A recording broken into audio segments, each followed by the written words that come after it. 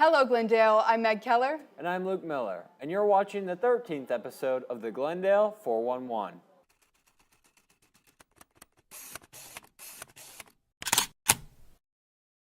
After years of affordable movies at the Palace, the theater has chosen to sell the location to Life 360 Church. McGuire Stroud and Tanner Brady investigate.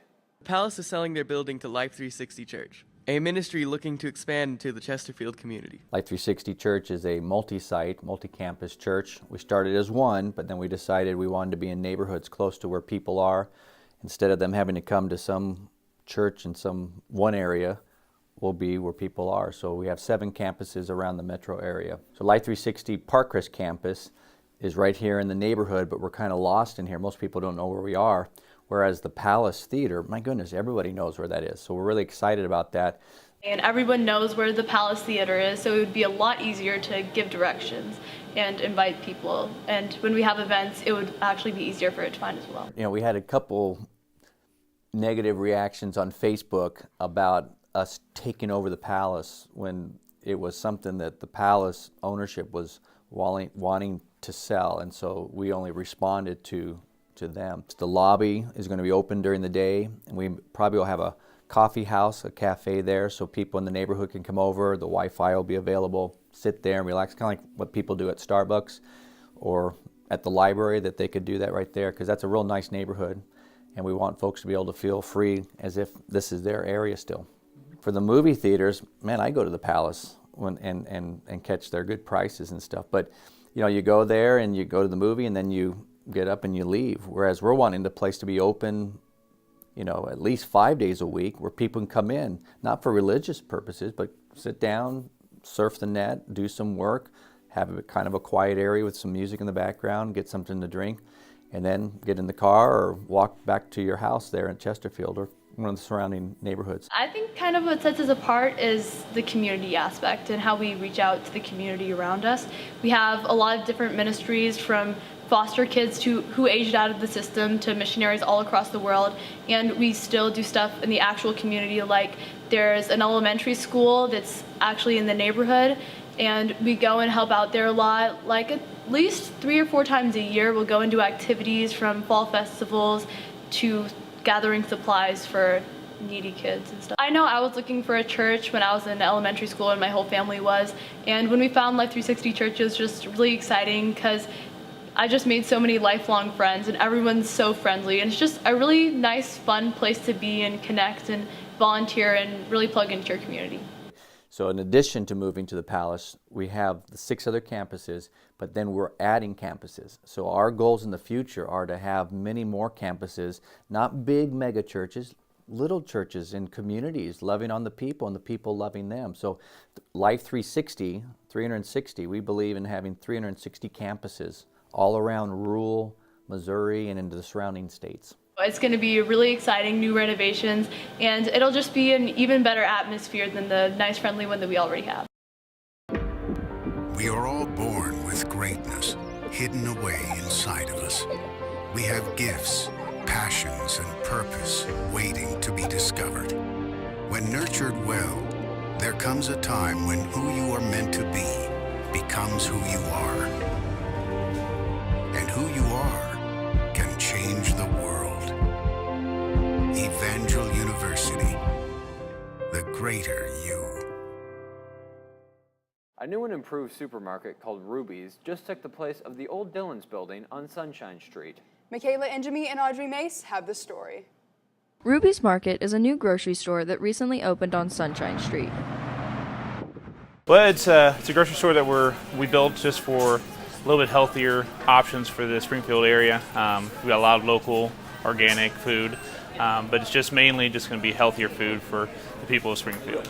I think it's like mostly organic, opposed to like other stores have like an organic aisle and stuff like that, but I think they try and make everything overall pretty organic, and they have a bunch of like features that other places don't have. Like, they have like a chop shop is what they call it, and so you can like take vegetables that you get, or fruits and vegetables, and then they'll cut them for you. So they do a lot of stuff to like help make your like cooking process a lot easier. So one of the things we're trying to get as many local companies and local businesses in here as we can, local farmers, and just the healthier options that we have. With Missouri standing as the 10th highest in adult obesity rankings, Ruby's hopes to change the quality of products that citizens are able to shop for. I think we didn't have a option for healthy food and healthy options. I mean, you had grocery stores that maybe had some of it in there, but you didn't have a grocery store that just focused in on that. And that's what the nicest thing about Ruby's is that we're focusing just on that healthy food for the Springfield area. So. With Springfield being Ruby's only current location, owners aspire to expand into other areas of Missouri. We're the only one. This is going to be our flagship one. Hopefully it does well, and we can look into the future of maybe building some more in the local areas and around Missouri.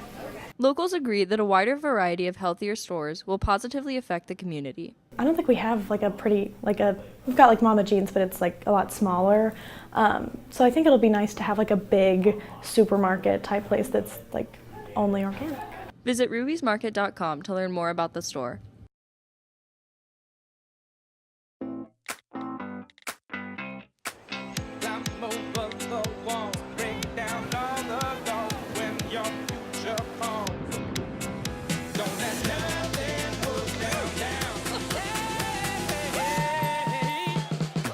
Whatever you're getting ready for, come into Supercuts. We pay attention to every detail and then finish with our signature hot towel, so you feel clean, sharp, and not just ready, but super ready. Check in online today. Girls Service Society hosted a 5K run walk for women's medical respite. Caitlin West and Amanda Zimmerman have the story. The Respite Rally was a 5K run/walk at the Glendale track to raise money for the Women's Medical Respite. The Women's Medical Respite is an organization that provides medical care to homeless women after they are discharged from the hospital. Girls Service Society thought it was a perfect fit. We needed a sort of flagship organization to do our fundraising with for the year, so she suggested that since she's in Quest, she could use the Respite as both her capstone project and as our fundraiser, and so it kind of came together that way. And then I don't even remember how we came up with the 5:10 or the 5K run walk. Just something we knew it was going to be spring, and we wanted to get people outside in a way to bring the community together to help out. I've decided to participate in the Respite Rally because I'm a member of Girls Service Society, and most of the members were there. Plus, it's a really good cause to benefit the respite, the Women's Medical Respite in Springfield. And so I thought I'd help out the community. So the members had lots of different little things. They could bring water and Gatorade for the run. They could create the signs for the different clubs and organizations that were going to be there.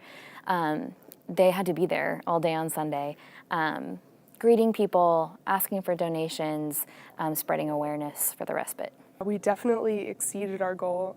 Our initial goal was to raise $1,000 for the respite, and then we raised it again sometime last month to $2,000. And then we hit that the week before the Respite Rally, and so yesterday we just blew it out of the water. All of the money will go directly to the Women's Medical Respite, and Abby has told me in speaking with them that it takes $1,000 per woman who wants help with the respite, so I know that they can use all of the funds that they can get, and we're happy to be able to provide them with what we raised. Hopefully it'll happen again. I think either a Quest student will take it over next year, or Girls Service Society hopefully will take it over and make it an annual event. Right now we haven't planned any of that out, but I'd like to see that happen, yeah. A fun new drink has recently become popular around the Springfield area. Emerald Davis and Carrie Jones have the story. Originating in Taiwan, Boba has recently started to become more popular in the Springfield area. My friend Andrew Camacho first introduced me to boba. I had never heard of it before that. The first time I tried the tapioca was with his family because it's just kind of part of their culture and they wanted me to see what that was like. La Boba Cafe is the only shop in Springfield that specializes in bubble tea. Most people just like the traditional boba, but now there's different type of variety of flavors. So there's they're called bursting bobas. So strawberry is very popular, mango and peach as well. Our traditional tea are our black milk tea, our taro milk tea, and our Thai tea. Also smoothies are very popular, and with the boba you can add it to any of the drinks. Traditional tapioca boba is more chewy in texture, kind of like a gummy bear. You kind of chew on it as you drink. The bursting boba kind of pops whatever flavor you pick. So if you pick strawberry, it just pops the strawberry flavor. Many Glendale students have never heard of boba, so we had a senior give her first impression of a mango smoothie with mango and peach boba. That's super weird. I like it though. That's good. I always recommend our teas. It's very unique flavor. It's not like the traditional teas that you have. It's milk tea, and then it has very unique flavors. And with the boba, it just really adds to the drink. Just a very cool place to hang out, have very interesting drinks. You can get very creative. We have a lot of customers come back and just kind of make their own drink and add variety of toppings, different type of bobas. It's just a cool place to hang out. There aren't many things that can change your life like a custom-built home. That's why Farlander Custom Homes pours over every detail and every comfort you've ever imagined. It's where you will start every morning, let go of every day, and the place your family will make memories. It's your home and your destination. Farlander Custom Homes can take you there. I'm Jeff Farlander with Farlander Custom Homes. Let me make your dreams reality. Get inspiration for the home of your dreams at farlanderhomes.com. Glendale is known for our outstanding speech and debate program. Mariah Carrico and Manny Jones bring you the inside scoop on some of the state qualifiers this year. Our state qualifiers are in really good shape. The district we're in, Southwest Missouri, has a lot of nationally ranked teams like Central and Kickapoo. And so qualifying out of this district means they have a lot of opportunities. I prepared for state by writing new cases for the new topic that happens in April, and then we cut a lot of evidence from different news sources. So for state, like just going through handbooks, reading a lot of evidence, just getting familiar with the topic and everything. It's about elections, so just reading a lot of history and understanding the topic is really important. Well, going to state for people, for the people that qualified is a long process. So over the 4 years, there's, lots of things that we do to get ready. It's just a long process. My partner Chloe Jones and I sit down and meet with each other on a daily basis and talk about the new topic and kind of talk about our arguments and see what we want to do our best at state. Yeah, I just compete in public forum, which is honestly the most basic form of debate. It's mainly just presentation. It's like a 45-minute debate. I mean, you use evidence, it's like a lot of analytics. You just basically discuss the topic for 45 minutes and prove why you're right. I'm a champ public forum debater, and I do international extemp, so I would guess that's the role. Between doing well at invitationals and stuff like that, my partner Jeremy and I qualified to nationals and to state. The first time I've ever done that in my debate career. I've qualified to nationals for my second time. I actually qualified in both my events, but I'm only going in public forum. Obviously qualifying to state, we got second in the district in that event. Had a number of invitational trophies, and that's pretty much it. My biggest job as the coach is to teach them basic style requirements, to teach them strategies, things like that. Bring the knowledge I have from my years of experience in speech and debate to bear for them. And then it's to be their guide mostly. They do most of the generation of arguments on their own, and we pitch them to each other, and we debate them out. And so my role, mostly after they've done their first year of debate, is to guide them through the rest of their career. I've got some expectations for sure. I qualified my sophomore year, didn't do too hot, didn't qualify last year, so hoping we'll do pretty well, but I think we'll be fine. Plan to win, hope to do the best I can, but we'll see how it goes. I hope that all of my students take this basically month-and-a-half interval in between the district tournament and the state tournament to prepare and to practice and to basically do whatever they want to do once they get there. I hope that however it ends up, they're satisfied with it. Get up out of your desk and get a hands-on education at the OTC Career Center for high school juniors and seniors. There are 19 career paths to choose from, and it's free. Students earn college credit, and they're prepared to get a job when they graduate. A hands-on education that helps you get a job or a jump start on college is what makes the OTC Career Center a unique high school experience. Talk to your high school counselor or visit otc.edu/career center to learn more. Thanks for watching the Glendale 411. Don't forget to check out our channel and subscribe for more content. Signing out, I'm Meg Keller. And I'm Luke Miller. Crimson girls placed first in Sugar Bears Dance Invitational, which qualified them for state for the first. So select Glendale students were chosen to troubleshoot Chromebook problems.